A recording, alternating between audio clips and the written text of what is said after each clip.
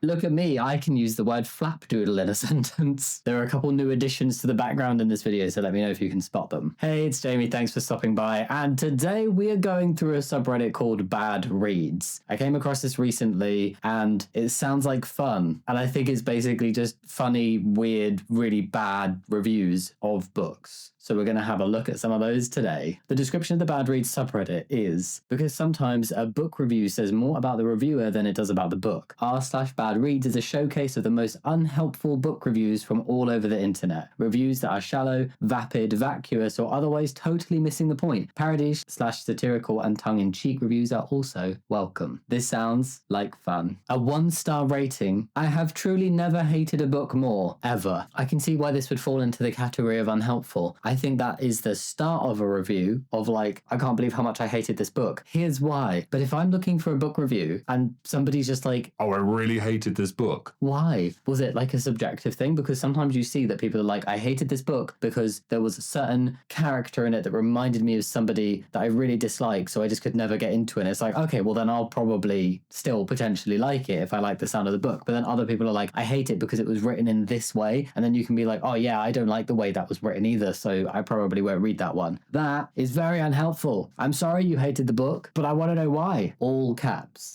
This person is angry. They are shouting at you. This book was so bad I can't even explain it. It was the worst book I've ever read. It was so boring and dry. I will never read an Edward Blore book again. I think this book actually made me throw up and I started bleeding out my nose. Did the book make you throw up, or did you think the book made you throw up? I'm very confused. That must have been a bad book. Why was it so bad? I've never heard of Edward Blore. I feel bad for the authors because people would have put so much time and effort into it. The idea of leaving a review that's just like, this book made me throw up and have a nosebleed without any explanation as to why. I was just like, wow, am I that bad at writing? I make people feel unwell and really angry because this was just shouting the review. It was so bad I can't even explain it. I want an attempt at an explanation. Was it the storyline? The way it was written? I don't know. I need something. I need to know why you hated it so much. Oh, sorry. This was a review for Brokeback Mountain and it just says Wyoming. It was a 1-star review that says Wyoming. Does somebody just really, really hate Wyoming? Are they giving it a 1-star review based on it being set in Wyoming? Is that what we're getting at with this? I'm very confused, but kind of iconic. You hate Brokeback Mountain because of Wyoming. At least you're not homophobic. Or maybe that's code for being homophobic. I don't know. I had to read this for French class. It was horrible. Sorry, the book itself is probably good, but I effed up the test we had on this, so I had to show my anger one way or another. That is rude. That's really rude. It's like when you see people who've reviewed a product badly because the person who shipped it out did a bad job. So they're not reviewing their company, they're reviewing the product. And they're saying, oh, the water gun I bought was amazing, but it took an extra week to be delivered, so I'm giving it 1 star. And it's like, no, because you're misconstruing the quality of what you've bought. That you hated a book because you had to do it for French class and you messed up the test. That's not the book's fault. That's rude. If I read a bad review of my book because, I don't know, my book is about trans stuff. If somebody was like, I had a gender studies class, we had to read this book, but then I messed up the exam, so I hate this book now, even though it's probably actually good. I would be really sad. I'd be like, no, because you're contributing towards like lowering the average rating of a book for no reason of the book's fault. That makes me angry. That makes me angry. A Modest Proposal by Jonathan Swift. I have no idea. 1 star. Book was long and really hard to understand, but I did like the killing the kids part. That's so dark. That's so dark. Just read The Hunger Games. Why? I hated everything about this book, except I love reading about child murder or death in some way. That really does say a lot more about the reviewer than the book. Damn. Okay. Another one for Brokeback Mountain. Another 1-star review. Seriously disgusting. Wish I never read this. Not only are the cowboys gay, they cheat their wives and kids.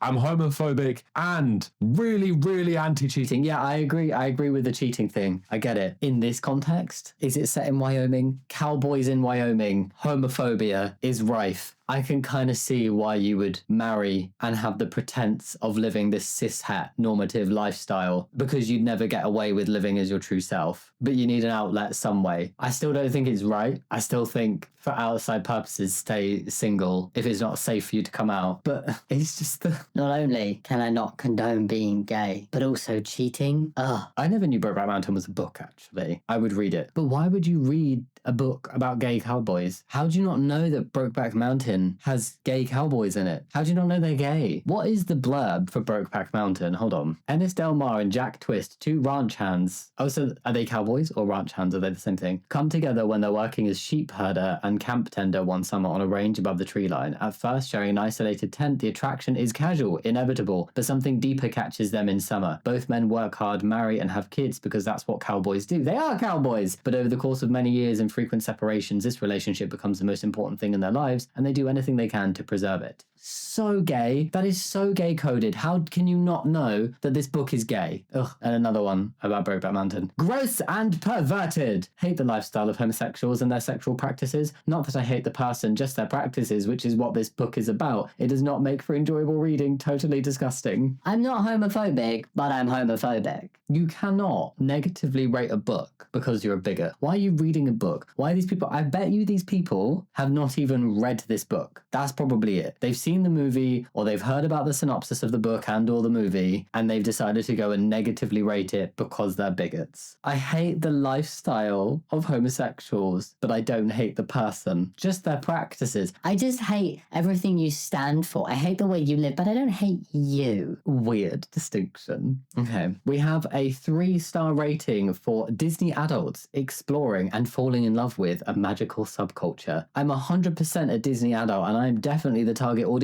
for this book. There were so many parts of this book I loved, and it was very well researched. So why the 3 stars, you ask? I am so tired of the pandering to the insane left. We have a right-wing Disney adult? I didn't know they existed. This book immediately lost 2 stars when she starts talking about FL being unsafe, Florida, for the alphabet group and the Don't Say Gay bill. If it weren't for the insane pandering, this would have received 5 stars from me, but I couldn't stop rolling my eyes at all of the pick-me-girl stories from liberals. I'm sorry. If you are a Disney adult and you are right-wing, I feel like you're probably gonna hate a lot of Disney adult culture. Of course. I would fully expect anything targeted towards Disney adults, like books like this, to be left-leaning, to be gay inclusive. People are exhausting. 2 stars. Tuberculosis is racist. I think that's the title of the review. Not that I expected anything else from Green, but this is another struggle session to convince you that it's all Whitey's fault again, completely misreading the moment. Green even manages to scrounge up a trans doctor in chapter 10 or so. Oh yeah, because trans people can't be doctors. Trans people just can't exist in the world and appear occasionally in stories. No context given or evidently required. Why would you need context for there to be a trans character? And also, I have a really strong feeling that it's not tuberculosis that is racist, but it's this reviewer. Green can write, no doubt, and the bit of actual TB history in this book is great. Too bad he can't let go of being on the losing side of every 80-20 issue imaginable. I don't know what this book is about, but I don't like that review. That doesn't sound very nice or very helpful about the book. We got a bit of transphobia in there. Seems like a blob of racism, big blob of racism. Yeah, wow. 2 stars for The Rainbow by D.H. Lawrence. Farty proto-fascist flapdoodle. Farty proto-fascist flapdoodle served up with a twist of hippie bollocks and garnished with enough of a patina of feminist sympathy for it to goose-step rapidly under some people's radar. Yes, D.H. Lawrence could write. Somebody should have stopped him, though. I'm sorry. A twist of hippie bollocks and garnished with enough of a patina of feminist sympathy. So what, this person doesn't like feminism and liberal viewpoints? Well, that's just a word soup. This person just seems bitter that they're not the author. Like, look at me, I can use the word flapdoodle in a sentence. On Earth, We're Briefly Gorgeous, a 1-star review. I kind of wish this book would have given me a paper cut so I could have felt something. That's quite funny. I don't hate that review. I feel like if we read between the lines of that review, it's saying that they wanted to have an emotional connection to this book, the story, the characters, and it just didn't get them there. And that is a fair reason to not like a book. If you feel like it's supposed to be emotional and it's just not, that can be a real letdown. Oh, a 1-star review for The Curious Incident of the Dog in the Nighttime. I remember reading this book when I was younger, and I don't know if I fully understood it at the time I read it, and I should probably read it again. Okay, I get the concept. A heartwarming story told from the vantage point of an autistic boy. Heartwarming, sure. Cerebral? You bet. For the literary snob, abso-freaking-lutely, because most of these people love The Catcher in the Rye, one of my most hated books of all time, and this book has been compared to that one. I should have known. Look, I'm smart. I am smart. I'm educated. I'm a professional woman. Oh, a professional woman who adores literature and loves to read. I'm not taking the piss out of that. It's just the fact that this reviewer felt they needed to be like, I am clever, okay? This is nothing to do with my brain. It's not me, it's the book. That's what it feels like. I bought this book because I was told that it was great by a couple of friends. I'd also read the reviews. I'll give it a shot, okay? It took me a full month to get through this book. This from someone who can devour a book in 12 hours, including masterpieces such as Memoirs of a Geisha, Jane Eyre, and Pride and Prejudice. Love them all. I didn't like it. I didn't find it lyrical. I didn't find the writing in any way superior to some of the genre authors I read, Nora Roberts anyone. It left me depressed and out of sorts, and a little pissed off. If that's what makes a classic these days, please count me out. I'll stick with my silly genre novels any day of the week. They were very unhappy about this book. Very displeased. Again, why though? I can't get from that review what they didn't like. It sounds to me like they feel like based on the review, people might think that they didn't understand it, and that's why they didn't like it, which is why they felt like they needed to preface it with like, I get the concept. I'm clever. I'm educated. I've read all the classics that people often struggle with and I love them, but this one, I just don't get on board with. It's not my cup of tea. But it felt a little try hard to convince people of like, It's not my fault that this book is shit. The book is just shit. But the wonderful thing, and one of the things I love most about books and reading the reviews of books and seeing what other people have to feel, is just how deeply subjective it is. You could have the most objectively literary-wise best written book, and some people are going to absolutely hate it and think that it is a pile of poo. And then you can have something that is kind of sloppily written and is not great and not well structured,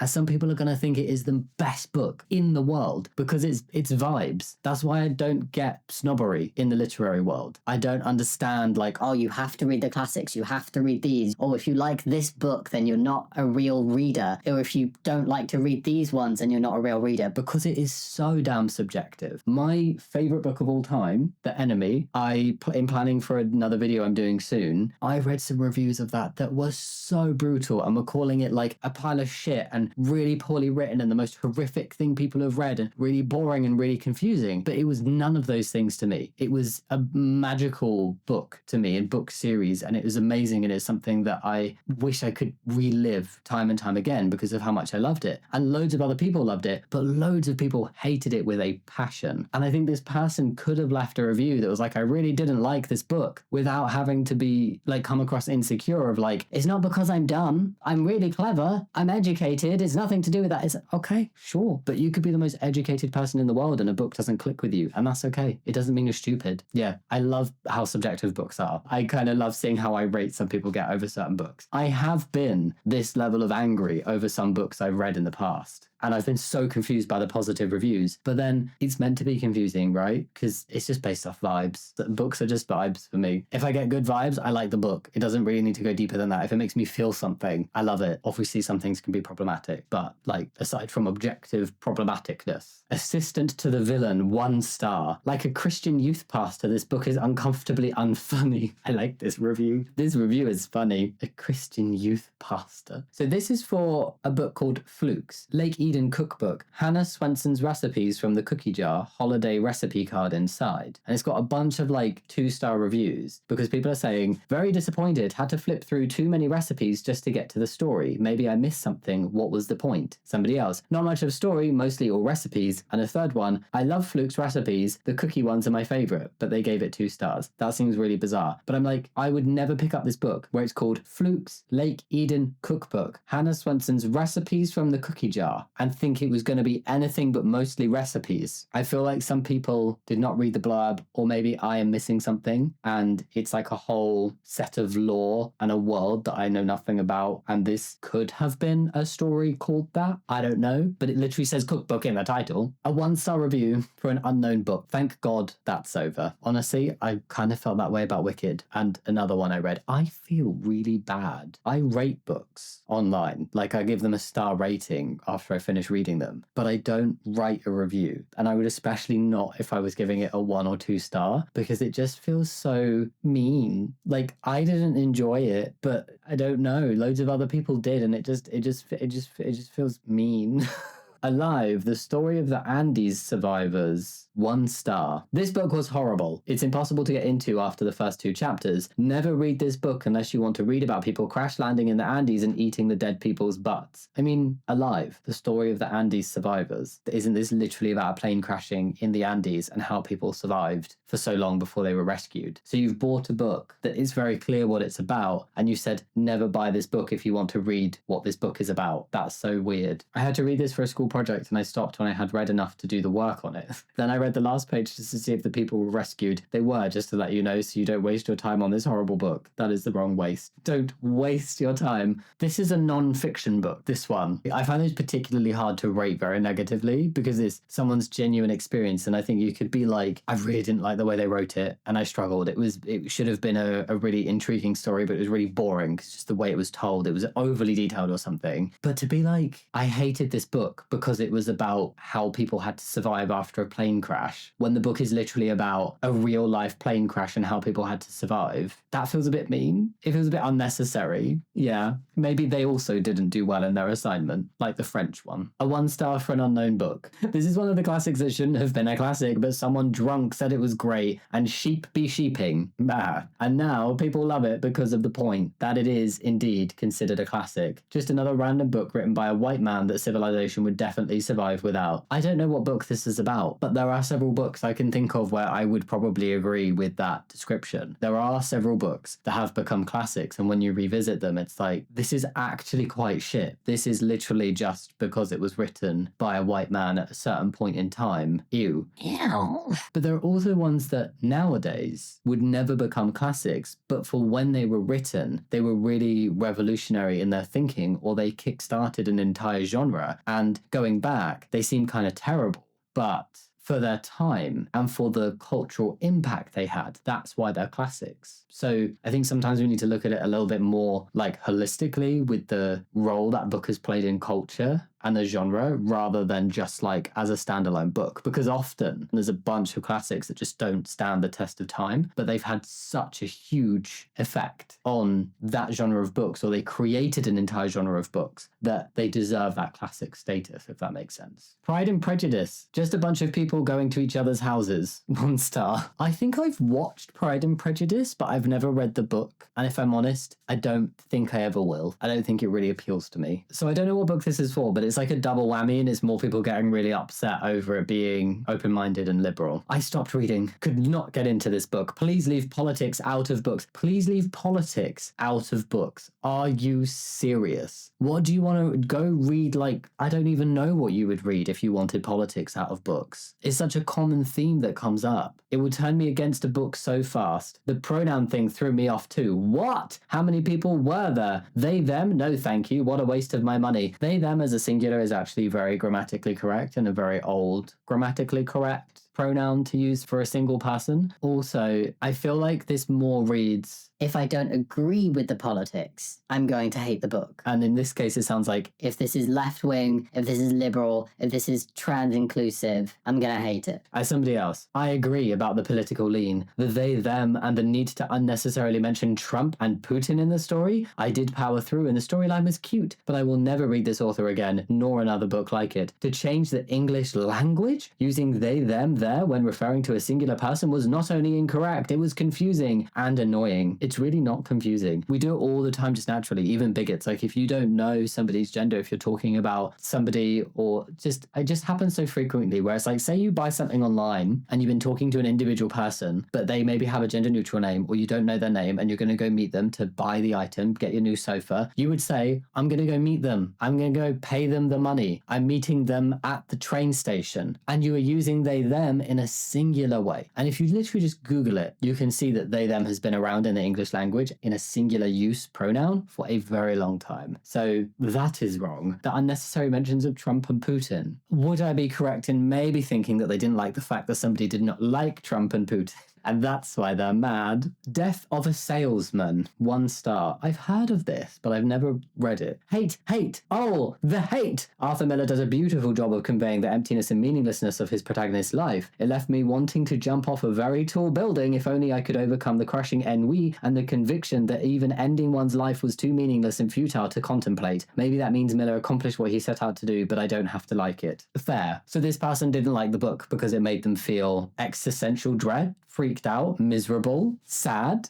For me, that wouldn't warrant a negative review. That would be I didn't like the way the book made me feel, but that was the purpose of the book. And therefore I have to commend it on achieving that purpose and making me feel something so deeply. Like, I appreciate that, even if it wasn't a positive feeling. Like, if I read a book that makes me feel really, really sad, I'm not going to go, I hated this book because it made me cry. How dare it make me cry? I don't like to cry. Actually, I don't mind crying. I think it's healthy. At the same time, like, just because it doesn't make me feel a positive emotion, I'm not going to negatively review a book. I'll be like, I didn't like the way I felt. I felt sad. Nobody enjoys feeling miserable, but this made me feel so deeply, and I have to respect that, and I have to give it a positive review because of it. But I appreciate this person is dealing with some feelings and is taking it out on the book. The Thing, but make it horny, like really horny, whatever you're thinking, it's not horny enough, seriously. The Thing. Okay, 4 stars though. So this person really liked that concept. The 10-Year Affair. Oh, the other book was Spread Me.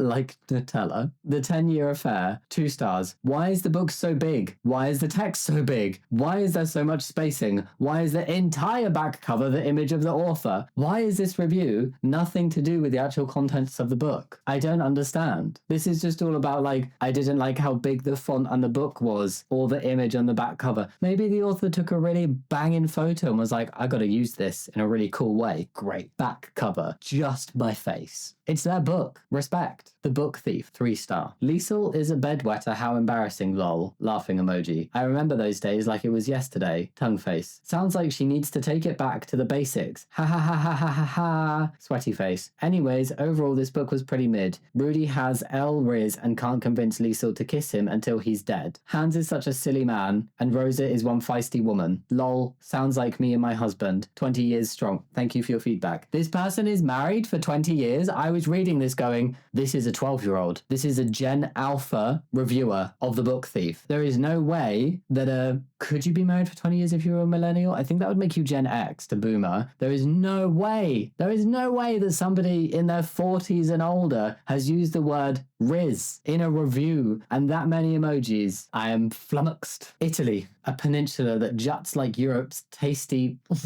What? I don't think I can say this on YouTube. This is about a book called A Certain Hunger, by the way, with 2 stars. Let's start again. Italy, a peninsula that juts like Europe's tasty into the briny of multiple oceans. Bitch, shut the up. I kind of get it. I kind of get being like, what the hell are you talking about if someone's describing a country in a sexual way like that? That's just uncomfortable. Oh no. Queen of the Damned, 1 star. I kept waiting for it to get interesting, but it never did. It got stupider and stupider until I thought my brains were leaking out. If I were on a desert island with nothing to read but this book, I would scratch out old 80s pop lyrics with a twig in the sand before trying to read this dreck again.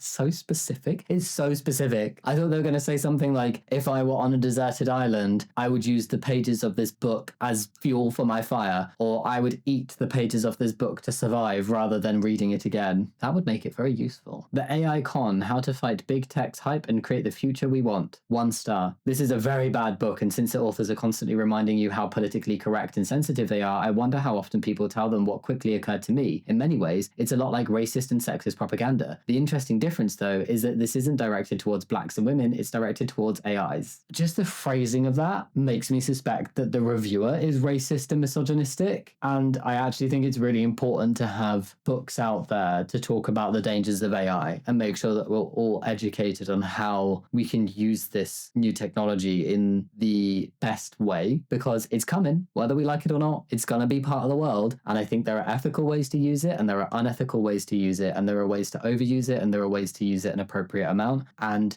it's difficult. I would want to read a book about how to deal with AI that's coming. I don't think we're going to be able to avoid it altogether, personally. And I think it's more important that we go in knowledgeable about what it is, how to use it in the best way possible, all of this stuff. and it doesn't get too overtrained with only like predominantly white cis het men using it, because that would be bad. The Lost Story, 1 star. This novel was alright until midway through. Unicorns appeared. Bloody hell. And the title of this post on Reddit was 1 star for unicorns in a fantasy novel. Who would get pissed about a fantasy animal appearing in a fantasy book? Oh my god, it was too unrealistic. Suddenly, she flew in the air. The book is about magic, mate. Bit weird. This is like being surprised that Brokeback Mountain had gay cowboys in it. Oh, and another one for the same book, The Lost Story by Meg Schaefer. I am disgusted, 1 star by the way. I am disgusted with how misleading the description is for this book. I really enjoyed the author's last book, so I was excited for this one, but it's nothing like the description. This is a gay romance. Why leave that out? It just ensures you anger readers who never would have read this, and it doesn't attract the readers who would want this. I don't know how this is written by the same author as Wishing Game, because this reads like really bad YA. It is pathetic to even have this book mentioned anywhere near C.S. Lewis. Obviously could not finish, because I am so homophobic. I nearly showed you my slippers there. Look, they're so comfy. See, I look like I'm properly dressed, and then slippers. I actually super love the approach of writing an inclusive story and a diverse story and not outwardly being like, this has a gay character in it, this has a gay romance, this has a trans character, this has POC characters throughout, because I think the word will get around in the right circles that people who would resonate with that and want that story will go out and find it and buy it. But like, people don't realize Brokeback Mountain is gay, although the blurb does very heavily indicate it's very gay. It's very obviously gay by the blurb. But I love this kind of sneak attack. Like, people will pick up a book, and unless they're really like heavily bigoted like this reviewer, it's harder for them to then hate it and give up on a book because a gay character suddenly appears, because they've developed a parasocial relationship with that character. They've invested in this storyline, and I think that passive rep can really help increase acceptance from some people. It's not going to help if people are really adamantly like, no, gay is wrong. But it might help people who just haven't come across that in their life yet and help open their eyes to different ways of being human. So basically, sneak attack the bigots. Aged Like Milk, a book called The Plague. There is something wrong with this book. Maybe it's because of the translation, but nothing about how these people speak or act suggests that bubonic plague is ravaging their town. Would you go out for drinks or walks down the road at night if the Black Death was around? Apparently, in the face of horrific, painful death, the French can only muster a slight feeling of ennui. Ennui has come up twice. It is called ennui. The only reason I know in any way what that is or how to pronounce it is because of Inside Out 2. Thank you. What we're talking about is that at the time of the plague, this was like, what, 1400s or something? There was a very limited knowledge of medicine. There was like no knowledge of medicine compared to what we have now. People didn't understand how it spread. People probably didn't understand the seriousness of it. And all you have to do is look at how people behaved with COVID. And there wasn't the same transfer of information that we have now and the mass transfer of information. There may have been some people who just weren't fully aware of what was going on, but look at how people behaved during COVID. And I don't think it's that surprising that in the face of a pandemic and something that is killing a lot of people, I know COVID was not as bad as the plague in terms of like deadliness and everything at all, but there was a point in time where we weren't sure where it could go, and people were still like, Yeah, I'll go to the gym. Yeah, I'll go out for dinner. Yeah, I'll do this. I'll do this until the government fully stops me and there will be consequences for me going about my normal life. so if there weren't consequences put in place, if we didn't have the knowledge of like it could be spread through coughing, and so let's wear face masks in public and use hand sanitizer and keep our distance from people, if those measures weren't put in place, then so many people would have just carried on as normal. And even when all those measures were put in place and with all that information, so many people just ignored it. So it's actually no surprise to me if I were to read a book where people were just very flippant and going about their normal lives despite there being the bubonic plague spreading around, because that's what people do. These are 2 5-star reviews, but they're very funny together. I'm very worried for the people who say they relate greatly to the main character than another review. I have never related to a protagonist more. It's about a book called Notes from Underground. I've not read it. If anyone's read it and that makes sense, let me know what that would mean. But I just find that hilarious that somebody's like, I'm really going to be worried for you, babe, if you like the main character. And then someone else is, I love the main character. Oh my God, I relate so hard. I'm so curious. 1 star, unknown book. I got to page 233, did not finish. Pronouns for a damn sentient cactus. WTF. I'm so sick of this woke coddling shoved down my throat. This whole book is catering to a coddled, socially inept woman. She's insufferable. She's hermit-like and someone you have to walk on eggshells, it seems. No thanks. Someone replied to this saying, thank you. I was scrolling for this comment. I literally took my pen and fixed the pronouns and verb tenses to the correct grammar, and this book will be going to Goodwill. How embarrassing for the author. So you wrote in a book you knew you were going to give away. How petty. Pronouns for a cactus. Can I just say, how many straight men give pronouns to their car? And so how many people generally pronoun things like their car? It's really not that deep. You don't have to get your pants in a twist over it. 1-star review for an unknown book. The last chapter was just her cooking a turkey. That sounds like a very anticlimactic end to a book. Secretly yours. Did not finish at 30%. I gotta put me first. Love that for you. 1 star for an unknown book. My eyes rolled so many times I think they're in the back of my head. I want to know why though.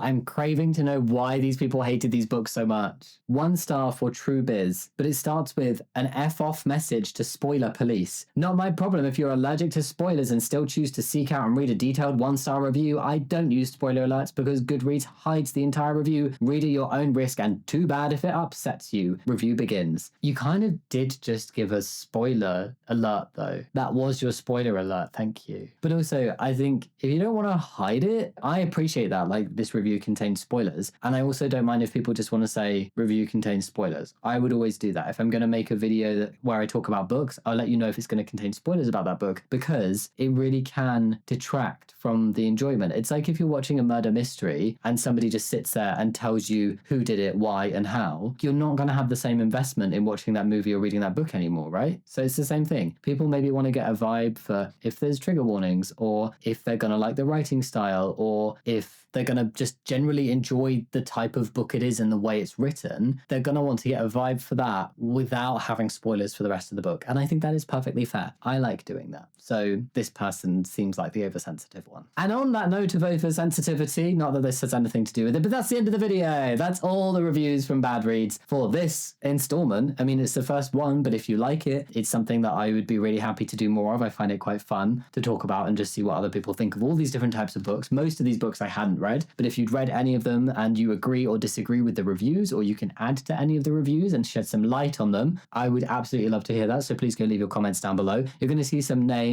this side scrolling up the screen of my lovely Patreons. Thank you so much for supporting me over on Patreon. I really do appreciate it. And a big shout out to my top tier Patreons: Ginger Blues, Tig, Night Soul, Sugar Joe, Elden K, Nesta, The Third Hat Man, Max Makes Mods, Dylan Irving, Rive Champimon, Chloe, Iona Balash, TNS Mom, Sally Drew, Randy, Albar, Marv Mullo, Rachel Raptor, Jesse Emerson, Gosco, Sienna Lamb, Slayer, Sarah Hobbs, The Paisley Prince, Riley Ray, Builder the Shuat, AAA_Mars, A Deck of Cards, Claire Henley, and Marin. Thank you so much. I really do appreciate your support. It means a lot to me. And thank you so much for watching this video. I will see you in the next chapter. Much love. Bye.